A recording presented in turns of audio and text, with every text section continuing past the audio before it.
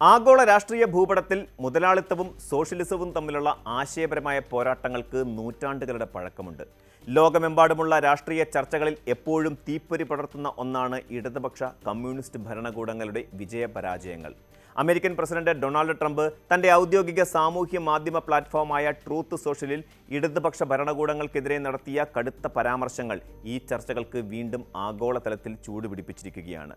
കമ്മ്യൂണിസ്റ്റുകാർക്ക് ആദ്യകാലത്ത് ജനപ്രിയത ലഭിക്കുമെങ്കിലും ഒടുവിൽ അത് ദാരിദ്ര്യത്തിലും തകർച്ചയിലും കുറ്റകൃത്യങ്ങളിലേക്കും കലാശിക്കുമെന്നാണ് ട്രംപിന്റെ വാദം. ട്രംപിന്റെ ഈ പ്രസ്താവന കേവലം ഒരു രാഷ്ട്രീയ വിമർശനം മാത്രമാണോ, അതോ അതിൽ ചരിത്രപരമായ എന്തെങ്കിലും സത്യമുണ്ടോ എന്ന ചോദ്യം സ്വാഭാവികമായും ഉയർന്നു വരുന്നുണ്ട്. ലോകമെമ്പാടുമുള്ള കമ്മ്യൂണിസ്റ്റ് ഭരണകൂടങ്ങൾ പൂർണ്ണ പരാജയമായിരുന്നോ, അതോ അവർ മാനവരാശിക്ക് നൽകിയ സംഭാവനകൾ എന്തെല്ലാമാണ്? നിലവിൽ ഈ പ്രത്യയശാസ്ത്രം പിന്തുടരുന്ന രാജ്യങ്ങളുടെ അവസ്ഥ എന്താണ് എന്നതിനെക്കുറിച്ചെല്ലാം നമുക്ക് വിശദമായി ഒരു ചരിത്ര രാഷ്ട്രീയ അന്വേഷണം നടത്താം. അമേരിക്കൻ രാഷ്ട്രീയത്തിൽ കമ്മ്യൂണിസത്തോടും കടുത്ത ഇടതുപക്ഷ ആശയങ്ങളോടും എക്കാലത്തും കടുത്ത എതിർപ്പാണുള്ളത്. ശീതയുദ്ധകാലം മുതൽക്കേ മുതലാളിത്തത്തിന്റെ ആസ്ഥാനമായ അമേരിക്ക കമ്മ്യൂണിസത്തെ തങ്ങളുടെ പ്രധാന ശത്രുവായിട്ടാണ് കണ്ടിട്ടുള്ളത്. ഡൊണാൾഡ് ട്രംപിന്റെ പ്രസ്താവന ഈ ദീർഘകാല അമേരിക്കൻ നിലപാടിന്റെ തുടർച്ചയാണ്. കമ്മ്യൂണിസ്റ്റുകാർക്ക് ആദ്യകാലത്ത് വോട്ടർമാരുടെ ഇടയിൽ വലിയ പിന്തുണ ലഭിക്കാറുണ്ടെന്നും എന്നാൽ അവസാനം ആ നാട് പൂർണ്ണമായും തകർന്നടിയുമെന്നുമാണ് ട്രംപ് വ്യക്തമാക്കുന്നത്. ആദ്യം കണ്ണഞ്ചിപ്പിക്കുന്ന ജനപ്രീതിയും പിന്നീട് ഉറപ്പായ വിനാശവുമാണ് ഇടതുപക്ഷം നൽകുക എന്ന ട്രംപിന്റെ വാക്കുകൾ പ്രധാനമായും ലക്ഷ്യം വെക്കുന്നത് ക്യൂബ, വെനിസ്വേല തുടങ്ങിയ ലാറ്റിൻ അമേരിക്കൻ രാജ്യങ്ങളിലെ ഇടതുപക്ഷ ഭരണകൂടങ്ങളെയും ചരിത്രത്തിലെ സോവിയറ്റ് യൂണിയനെയുമാണ്. ഒരു പരിധിവരെ അമേരിക്കയിലെ സ്വന്തം രാഷ്ട്രീയ എതിരാളികളായ ഡെമോക്രാറ്റിക് പാർട്ടിയുടെ ലിബറൽ നയങ്ങളെ കമ്മ്യൂണിസത്തോട് ഉപമിച്ച് ആഭ്യന്തര വോട്ടർമാരെ സ്വാധീനിക്കാനുള്ള തന്ത്രം കൂടിയാണ് ഈ വിമർശനം. എന്നാൽ കമ്മ്യൂണിസത്തിന്റെ ചരിത്രം പരിശോധിക്കുമ്പോൾ ട്രംപ് പറഞ്ഞതുപോലെ അത് പൂർണ്ണമായും വിനാശകരമായിരുന്നോ എന്ന് പരിശോധിക്കേണ്ടതുണ്ട്. കമ്മ്യൂണിസ്റ്റ് ഭരണത്തിന്റെ ചരിത്രം പറയുമ്പോൾ ആദ്യം ഓർമ്മ വരിക സോവിയറ്റ് യൂണിയൻ തന്നെയാണ്. 1917 ഒക്ടോബർ വിപ്ലവത്തിലൂടെ വ്ളാഡിമിർ ലെനിന്റെ നേതൃത്വത്തിൽ അധികാരത്തിൽ വന്ന ബോൾഷെവിക്കുകളാണ് ലോകത്തിലെ ആദ്യത്തെ കമ്മ്യൂണിസ്റ്റ് ഭരണകൂടം സ്ഥാപിച്ചത്. സാറിസ്റ്റ് ഭരണത്തിന് കീഴിൽ കടുത്ത ദാരിദ്ര്യത്തിലും അടിച്ചമർത്തലിലും കഴിഞ്ഞിരുന്ന റഷ്യൻ ജനതയ്ക്ക് ആദ്യകാലത്ത് സോവിയറ്റ് ഭരണം വലിയ പ്രതീക്ഷകൾ നൽകി. പട്ടിണി പാവങ്ങളുടെയും തൊഴിലാളികളുടെയും ഉന്നമനം ലക്ഷ്യമിട്ടിട്ടുള്ള നയങ്ങൾ വലിയ ജനപ്രീതി നേടി. ജോസഫ് സ്റ്റാലിന്റെ ഭരണകാലത്ത് കനത്ത വ്യവസായവൽക്കരണത്തിലൂടെ സോവിയറ്റ് യൂണിയൻ ഒരാഗോള വൻ ശക്തിയായി മാറി. രണ്ടാം ലോക മഹായുദ്ധത്തിൽ ഫാസിസ്റ്റ് നാസി ജർമ്മനിയെ പരാജയപ്പെടുത്തുന്നതിൽ സോവിയറ്റ് യൂണിയൻ നിർണായക പങ്കുവഹിച്ചു. ശാസ്ത്ര സാങ്കേതിക രംഗത്തും ബഹിരാകാശ ഗവേഷണത്തിലും വിപ്ലവകരമായ മുന്നേറ്റങ്ങളാണ് അവർ നടത്തിയത്. ആദ്യമായി ആകാശത്തേക്ക് ഉപഗ്രഹം വിക്ഷേപിച്ചതും മനുഷ്യനെ ബഹിരാകാശത്ത് എത്തിച്ചതും സോവിയറ്റ് യൂണിയനായിരുന്നു. എന്നാൽ ഈ നേട്ടങ്ങൾക്കെല്ലാം അപ്പുറത്ത് കടുത്ത അടിച്ചമർത്തലുകളുടെയും മനുഷ്യാവകാശ ലംഘനങ്ങളുടെയും ചരിത്രവും സോവിയറ്റ് യൂണിയനുണ്ട്. സ്റ്റാലിൻ്റെ ഭരണകാലത്ത് കൂട്ടക്കൊലകളും രാഷ്ട്രീയ എതിരാളികളെ സൈബീരിയൻ തടങ്കൽ പാളയങ്ങളിലേക്ക് നാട് കടത്തിയതും കമ്മ്യൂണിസ്റ്റ് ഭരണത്തിൻ്റെ കറുത്ത അധ്യായങ്ങളാണ്. കടുത്ത കേന്ദ്രീകൃത ആസൂത്രണവും വിപണി സ്വാതന്ത്ര്യമില്ലായ്മയും ബ്യൂറോക്രസിയുടെ അമിത സ്വാധീനവും കാരണം സോവിയറ്റ് സമ്പദ് വ്യവസ്ഥ കാലക്രമേണ മന്ദഗതിയിലായി. ഉപഭോക്തൃ ഉൽപ്പന്നങ്ങളുടെ കടുത്ത ക്ഷാമവും ദാരിദ്ര്യവും ജനങ്ങളെ ഭരണകൂടത്തിന് വിരുദ്ധരാക്കി. ഒടുവിൽ 1991 സോവിയറ്റ് യൂണിയൻ തകർന്നടിഞ്ഞു. ട്രംപ് സൂചിപ്പിച്ചതുപോലെ സാമ്പത്തിക തകർച്ചയും സ്വാതന്ത്ര്യ നിഷേധവും സോവിയറ്റ് യൂണിയന്റെ പതനത്തിന് പ്രധാന കാരണങ്ങളായി മാറി എന്നത് നിഷേധിക്കാനാവാത്ത വസ്തുതയാണ്. ലോകത്തെ കമ്മ്യൂണിസ്റ്റ് ഭരണകൂടങ്ങൾ പരാജയമായിരുന്നു എന്ന വാദത്തിന് ഏറ്റവും വലിയ തിരുത്താണ് ഇന്നത്തെ ചൈന. 1949 മാവോ സെത്തുങ്ങിൻ്റെ നേതൃത്വത്തിലാണ് ചൈനയിൽ കമ്മ്യൂണിസ്റ്റ് ഭരണം ആദ്യമായി സ്ഥാപിതമായത്. ആദ്യകാലത്ത് കടുത്ത സാമ്പത്തിക പ്രതിസന്ധികളും ദാരിദ്ര്യവും മാവോയുടെ ചില പരീക്ഷണങ്ങൾ പരാജയപ്പെട്ടതും ചൈനയെ പിടിച്ചുലച്ചു. എന്നാൽ 1970കളുടെ അവസാനം ഡെങ് സിയാവോപിങ് അധികാരത്തിൽ വന്നതോടെ ചൈന തങ്ങളുടെ സാമ്പത്തിക നയങ്ങളിൽ വലിയ മാറ്റങ്ങൾ വരുത്തി. കമ്മ്യൂണിസ്റ്റ് പാർട്ടിയുടെ രാഷ്ട്രീയ അധികാരം നിലനിർത്തിക്കൊണ്ട് തന്നെ വിപണി സമ്പദ് വ്യവസ്ഥയെയും മുതലാളിത്ത രീതികളെയും അവർ ഭാഗികമായി സ്വീകരിച്ചു. ഇതിനെ അവർ സോഷ്യലിസ്റ്റ് വിപണി സമ്പദ് വ്യവസ്ഥ എന്ന് വിളിച്ചു.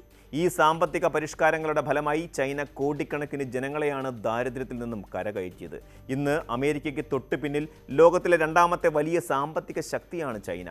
ലോകത്തിൻ്റെ ഉൽപ്പാദന കേന്ദ്രമായി മാറിയ ചൈന അടിസ്ഥാന സൗകര്യ വികസനത്തിലും സാങ്കേതിക വിദ്യയിലും വൻ മുന്നേറ്റമാണ് നടത്തുന്നത്. ഇവിടെ ട്രംപിൻ്റെ വിമർശനം പൂർണ്ണമായും തെറ്റുകയാണ് ചെയ്യുന്നത്. കമ്മ്യൂണിസ്റ്റ് പാർട്ടി ഭരിക്കുന്ന ഒരു രാജ്യം ലോകത്തെ പുരോഗതിയിലേക്ക് നയിക്കുന്ന കാഴ്ചയാണ് ചൈനയിൽ കാണുന്നത്. എങ്കിലും രാഷ്ട്രീയ സ്വാതന്ത്ര്യത്തിൻ്റെ അഭാവവും കടുത്ത സെൻസർഷിപ്പും ചൈനീസ് ഭരണകൂടത്തിൻ്റെ വലിയ പോരായ്മകളായി ലോകം ചൂണ്ടിക്കാണിക്കുന്നു. ഇന്ന് ലോകത്തിൽ ഔദ്യോഗികമായി കമ്മ്യൂണിസ്റ്റ് പ്രത്യയശാസ്ത്രം പിന്തുടരുന്ന 5 രാജ്യങ്ങൾ മാത്രമാണുള്ളത്. ചൈന, ക്യൂബ, വിയറ്റ്നാം, ലാവോസ്, ഉത്തര കൊറിയ എന്നിവയാണവ. ഈ രാജ്യങ്ങളുടെ അവസ്ഥകൾ പരസ്പരം വളരെ വ്യത്യസ്തമാണ്. ചൈനയും വിയറ്റ്നാമും കമ്മ്യൂണിസ്റ്റ് പാർട്ടി ഭരണത്തിന് കീഴിൽ കടുത്ത സാമ്പത്തിക വളർച്ച കൈവരിക്കുന്ന രാജ്യങ്ങളാണ്. വിയറ്റ്നാം സമീപകാലത്ത് ഏഷ്യയിലെ ഏറ്റവും വേഗത്തിൽ വളരുന്ന സമ്പദ് വ്യവസ്ഥകളിലൊന്നായി മാറിയിരിക്കുകയാണ്. വിദേശ നിക്ഷേപകരെ ആകർഷിച്ചുകൊണ്ട് അവർ വലിയ പുരോഗതിയാണ് നേടുന്നത്. അതേസമയം അമേരിക്കയുടെ ഉപരോധങ്ങൾ കാരണം കടുത്ത സാമ്പത്തിക പ്രതിസന്ധി നേരിടുന്ന രാജ്യമാണ് ക്യൂബ. എങ്കിലും ആരോഗ്യം, വിദ്യാഭ്യാസം എന്നീ മേഖലകളിൽ ക്യൂബ കൈവരിച്ച നേട്ടങ്ങൾ ലോക പ്രശസ്തമാണ്. വികസിത രാജ്യങ്ങളെപ്പോലും അതിശയിപ്പിക്കുന്ന ആരോഗ്യ സംവിധാനമാണ് കമ്മ്യൂണിസ്റ്റ് ഭരണത്തിന് കീഴിൽ ക്യൂബ നിർമ്മിച്ചെടുത്തത്.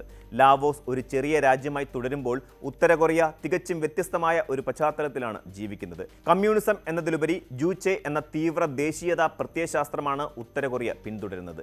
അവിടെ ജനങ്ങൾ കടുത്ത ദാരിദ്ര്യവും മനുഷ്യാവകാശ ലംഘനം നേരിടുന്നുണ്ട് എന്നത് സത്യം തന്നെയാണ്. അതുകൊണ്ട് തന്നെ എല്ലാ കമ്മ്യൂണിസ്റ്റ് രാജ്യങ്ങളും ഒരുപോലെ പരാജയമാണെന്ന് പറയുന്നതിൽ യുക്തിയൊന്നുമില്ല. ഇടതുപക്ഷ ഭരണത്തിന്റെ പരാജയങ്ങളെക്കുറിച്ച് ട്രംപ് സംസാരിക്കുമ്പോൾ ജനാധിപത്യപരമായ ഇടതുപക്ഷ ഭരണത്തിന് ലോകത്തിന് കാണിച്ചു കൊടുക്കാൻ സാധിക്കുന്ന ഏറ്റവും മികച്ച മാതൃകയാണ് ഇന്ത്യയിലെ കേരളം. സോവിയറ്റ് യൂണിയനോ ചൈനയിലോ ഉള്ളതുപോലെയുള്ള ഏകകക്ഷി ഭരണമല്ല കേരളത്തിലുള്ളത്. ജനാധിപത്യപരമായ തെരഞ്ഞെടുപ്പുകളിലൂടെ കമ്മ്യൂണിസ്റ്റ് പാർട്ടി അധികാരത്തിൽ വന്ന ചരിത്രമാണ് കേരളത്തിനുള്ളത്. 1957 EMS സർക്കാരിന്റെ കാലം മുതൽക്കേ കേരളത്തിലെ ഇടതുപക്ഷ പ്രസ്ഥാനങ്ങൾ ജനക്ഷേമ നയങ്ങൾക്കാണ് മുൻഗണന നൽകിയിട്ടുള്ളത്. ഭൂപരിഷ്കരണം, വിദ്യാഭ്യാസത്തിന്റെ സാർവത്രിക ആരോഗ്യരംഗത്തെ വിപ്ലവകരമായ മാറ്റങ്ങൾ എന്നിവയിലൂടെ കേരളം കൈവരിച്ച നേട്ടങ്ങൾ അമർത്യ സെന്നിനെ പോലെയുള്ള ലോകപ്രശസ്ത സാമ്പത്തിക ശാസ്ത്രജ്ഞർ പോലും പ്രശംസിച്ചിട്ടുള്ളതാണ്. ഇതിനെ കേരള മോഡൽ എന്നാണ് ലോകം വിശേഷിപ്പിക്കുന്നത്. ഉയർന്ന ആയുർദൈർഘ്യം, കുറഞ്ഞ ശിശുമരണ നിരക്ക്, 100% സാക്ഷരത എന്നിവയിൽ വികസിത രാജ്യങ്ങളോട് കിടപിടിക്കാൻ കേരളത്തിന് സാധിച്ചത് ഇടതുപക്ഷ നയങ്ങളുടെ ശക്തമായ സ്വാധീനം കൊണ്ടുകൂടിയാണ്. ട്രംപ് പറഞ്ഞതുപോലെ ഇടതുപക്ഷ ഭരണം എപ്പോഴും കുറ്റകൃത്യങ്ങളിലും ദാരിദ്ര്യത്തിലും മാത്രമാണ് കലാശിക്കുക എന്ന വാദത്തെ കേരളത്തിൻ്റെ സാമൂഹിക സൂചികകൾ പൂർണ്ണമായും തിരുത്തുന്നു. ഏതൊരു രാഷ്ട്രീയ പ്രത്യയശാസ്ത്രത്തിനും അതിൻ്റേതായ നല്ല വശങ്ങളും ചീത്ത വശങ്ങളുമുണ്ട്. മുതലാളിത്തം കടുത്ത സാമ്പത്തിക അസമത്വങ്ങൾക്കും കോർപ്പറേറ്റ് ചൂഷണങ്ങൾക്കും കാരണമാകുമ്പോൾ കമ്മ്യൂണിസം പലപ്പോഴും വ്യക്തി സ്വാതന്ത്ര്യത്തിൻ്റെ മേലുള്ള കടന്നുകയറ്റങ്ങൾക്കും ഭരണകൂടത്തിൻ്റെ അമിതാധികാരത്തിനും വഴിമാറാറുണ്ട്.